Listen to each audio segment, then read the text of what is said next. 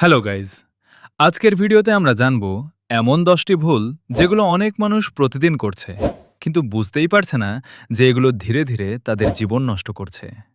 ভিডিওটি শেষ পর্যন্ত দেখুন, কারণ শেষের ভুলটি সবচেয়ে গুরুত্বপূর্ণ।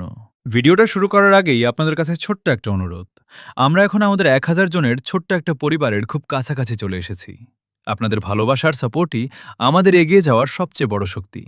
যারা এখনো আমাদের পরিবারের অংশ হননি, তারা দয়া করে সাবস্ক্রাইব করে আমাদের এই যাত্রায় পাশে থাকুন। 1 নম্বর ভুল, সময়ের মূল্য না বোঝা। যে মানুষ সময় নষ্ট করে সে আসলে নিজের ভবিষ্যৎ নষ্ট করে।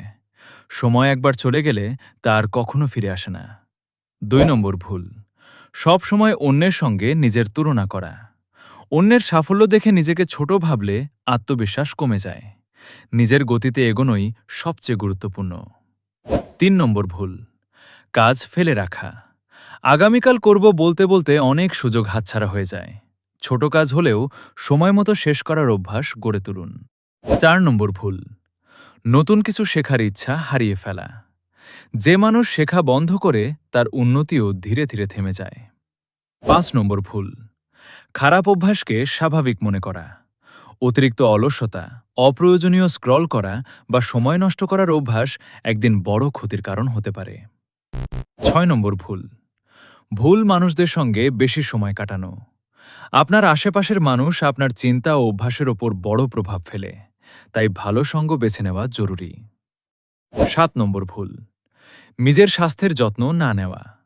স্বাস্থ্য ভালো না থাকলে অর্থ, সাফল্য বা অন্য কোনো অর্জনই পুরোপুরি উপভোগ করা যায় না।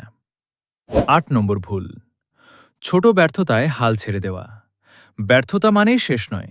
অনেক সফল মানুষ বারবার ব্যর্থ হওয়ার পরেই সফল হয়েছেন। 9 নম্বর ভুল, অর্থের সঠিক ব্যবহার না জানা।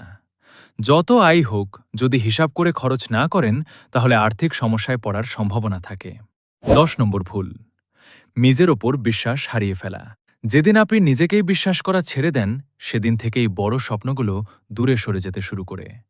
নিজের ওপর বিশ্বাস রাখুন এবং প্রতিদিন একটু একটু করে এগিয়ে যান। আজকের 10টি ভুলের মধ্যে কোন ভুলটি আপনার জীবনে আছে? কমেন্টে শুধু সেই নম্বরটি লিখে জানান। আর এমন বাস্তবধর্মী ভিডিও নিয়মিত দেখতে চাইলে চ্যানেলটি সাবস্ক্রাইব করে পাশে থাকুন। ধন্যবাদ।